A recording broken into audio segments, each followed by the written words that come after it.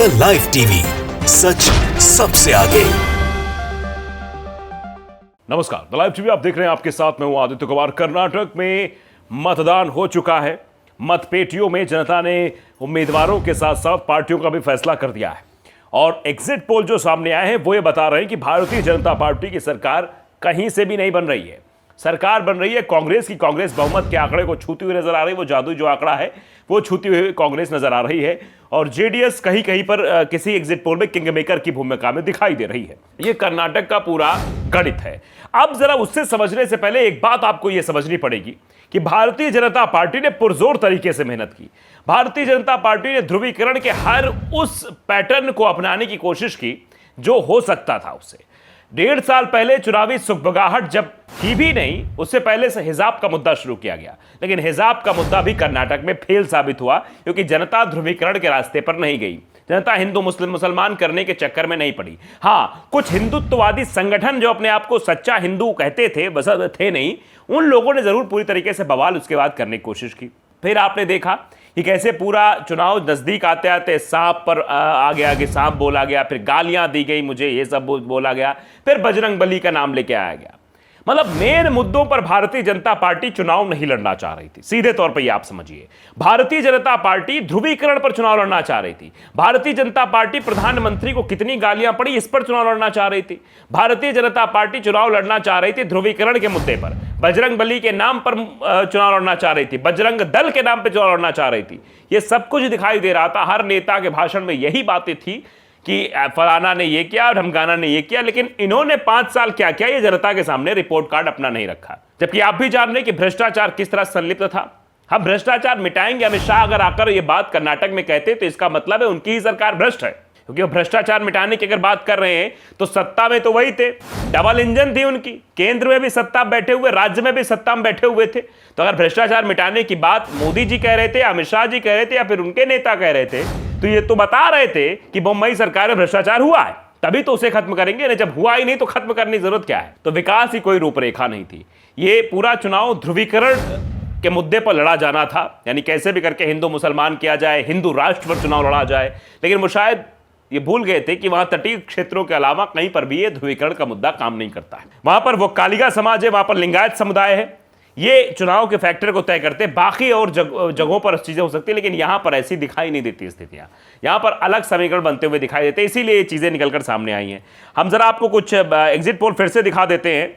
बाकायदे ये अमर उजाला ने सारे एग्जिट पोल एक साथ रखा है और लगा है कर्नाटक के एग्जिट पोल में कांग्रेस का दबदबा। आज तक का जो सर्वे है एक्सिस माई इंडिया का, उसमें 122 से 140 सीटें कांग्रेस को मिल रही हैं, 62 से 80 सीटें भाजपा खाते में जा रही हैं, वहीं 20 से 25 सीटें अन्य जेडीएस और अन्य के खाते में 0 से 3।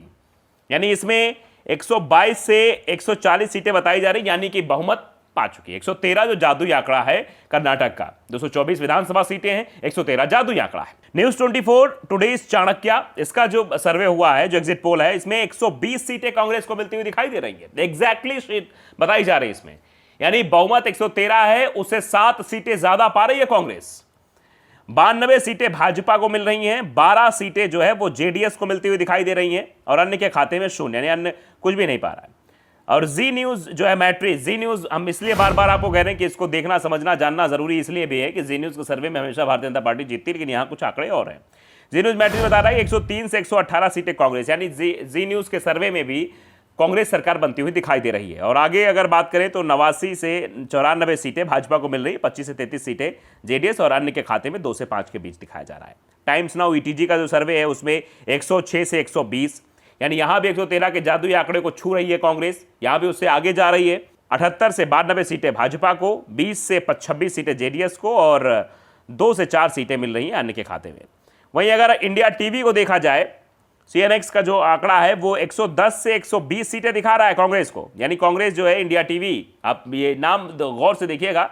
अभी चर्चा आगे करते हैं कि पूरी कैबिनेट लगी थी, उसके बाद भी कुछ हुआ नहीं भारतीय जनता पार्टी से। इंडिया टीवी के सर्वे आप देखिए, 110 से 120, 80 से 90 सीटें मिली हैं भाजपा को। वहीं न्यूज नेशन में अगर देखा जाए तो 86 सीटें कांग्रेस को मिल रही हैं, 14 सीटें भाजपा को मिल रही है, जहां पर जहां दिखाया जा रहा है। एशिया नोट की देखें तो 91 से 106, 94 से 117 बीजेपी को दिखाई जा रही है। टीवीएन भारतवर्ष में भी 99 से 109 सीटें बताई जा रही हैं। यहाँ पे 3 आंकड़ा जो है मतलब 3 बच रहा है। वहीं अगर एपी न्यूज़ को देखें तो एपी न्यूज़ भी 100 से 112 सीटें बता रही है कांग्रेस को, 1 सीट कम यहाँ पर 83 से 95 भाजपा है। रिपब्लिक की बात की जाए तो वहाँ भी 94 से 108 सीटें दिखाई जा रही हैं, भाजपा को 85 से 100 के बीच में।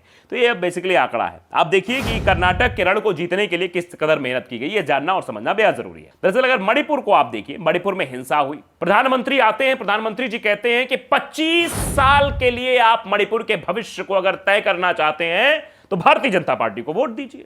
जनता ने कहा कि मोदी जी कह रहे हैं, देश के प्रधानमंत्री हैं तो सही ही कह रहे होंगे। जनता ने मणिपुर में भाजपा की सरकार बना दी, एन बीरेन सिंह मुख्यमंत्री बन गए। लेकिन हुआ क्या मणिपुर में? मणिपुर हिंसा की आग में झुलस रहा है। लेकिन मणिपुर जाने के पास किसी के लिए टाइम नहीं था, क्योंकि सबको तो भैया कर्नाटक में रण जमाना था, कर्नाटक के रण को जीतना था। उसकी जद्दोजहद में वहां ध्यान न देकर यहां ध्यान दिया गया। पुंछ में हमारे सैनिक शहीद हो रहे थे, उस तरफ भी किसी ने ध्यान नहीं दिया। ध्यान कहां दिया जा रहा था? कर्नाटक पे ध्यान दिया जा रहा था। हमारे देश की वो महिलाएं, महिला पहलवान जो हैं, वो कहां बैठी हुई थी? वो जंतर मंतर पर बैठी हुई थी। उनसे मिलने का समय प्रधानमंत्री या गृह मंत्री के पास नहीं था, उनकी समस्याओं को सुनने का समय नहीं था। लेकिन जब वो मेडल जीत के आती तब फोटो सेशन हर कोई करता है, हर एक नेता करता है, सांसद विधायक तक करते हैं, क्षेत्रीय विधायक फोटो खिंचाते हैं। प्रधानमंत्री जी तो बड़ी बड़ी दूर की बात वो तो करते ही हैं। अब समझिए, सब लगे रहते हैं, लेकिन उनकी समस्याओं को सुनने के लिए कोई भी नहीं आया। उनकी समस्या नहीं सुनी गई। किसान भी वहां पहुंच गए, सब कुछ हो रहा है, देश त्राहिमाम कर रहा है, लेकिन देश की समस्या सुनने के समय प्रधानमंत्री जी के पास नहीं है। लेकिन कर्नाटक में प्रचार करने के लिए सबके पास समय, यानी पूरी कैबिनेट कर्नाटक में लगी थी। योगी आदित्यनाथ कर्नाटक पहुंच गए थे, ब्रांड नेता हैं, हिंदुत्व के नेता है, ऐसा कहा जाता है। आप जानते हैं उत्तर प्रदेश में ब्रांड हैं। अतीक अहमद के मुद्दे तक को कर्नाटक ले जाया गया। लेकिन क्या हुआ? कर्नाटक में जीत किसकी हो रही है? कर्नाटक में कांग्रेस जीत रही है। कर्नाटक में ध्रुवीकरण फैलाने वालों को मुंह तोड़ जवाब दिया जा रहा है। कर्नाटक की जनता जवाब दे रही है। वो सीधे कह रही है कर्नाटक में हमें ऐसे लोग नहीं चाहिए जो विवाद की स्थिति उत्पन्न करते हैं। और कांग्रेस का घोषणा पत्र आता है, उसके बाद बजरंग बली जी प्रकट हो जाते हैं।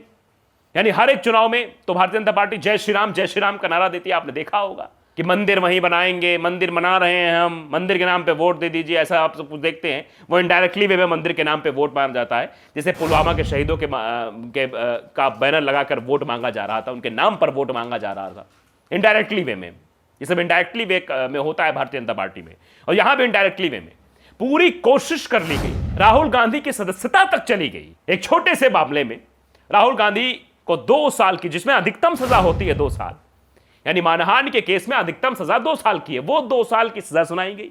तुरंत ही लोकसभा सदस्यता चली गई, बंगला खाली करने का नोटिस थमा दिया गया, सब कुछ हो गया। लेकिन ये कर्नाटक में कांग्रेस को जीतने से रोक नहीं पा रहे हैं। जो एग्जिट पोल बता रहे हैं, जो हम आपको दिखा रहे हैं, जो बता रहे हैं एग्जिट पोल इशारा कर रहे हैं कि भैया देखो कांग्रेस की सरकार बन रही है। भारतीय जनता पार्टी वाले अब क्या जश्न मनाएंगे?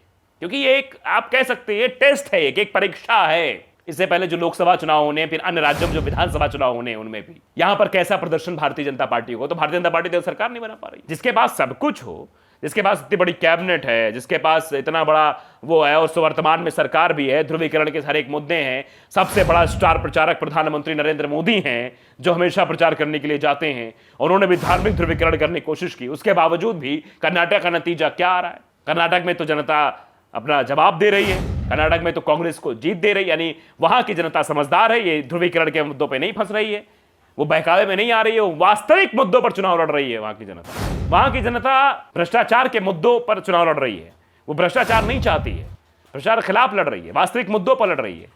वो हिजाब पर, या फिर वो जो अभी ड्रामा शुरू किया गया था, आपने देखा था, टीपू सुल्तान और वीर सावरकर को लेकर जो ड्रामा हुआ था, उसके बाद फिर हलाल वर्सेस झटका, ये सब जो लाउड स्पीकर विवाद थे, बहुत सारे विवाद हैं। ध्रुवीकरण करने की कोशिश पिछले 1.5 साल चल रही थी कर्नाटक में, लेकिन कुछ हुआ नहीं। और अंततः आप नतीजा देख रहे हैं, क्या कुछ आ रहा है। एग्जिट पोल किस ओर इशारा कर रहे हैं, और वो एग्जिट पोल, उस चैनल्स के एग्जिट पोल इशारा कर रहे हैं जहां भारतीय जनता पार्टी को हमेशा बढ़ के सीटें दिखाई जाती थी। तो अंदाजा लगाइए क्या परिवर्तन हो रहा है। द लाइव टीवी अगर आपने सब्सक्राइब नहीं किया है, जरूर करिए, बेल आइकन दबाइए, ताकि सच खबर आप तक पहुंचती रहे। नमस्कार। द लाइव टीवी, सच सबसे आगे।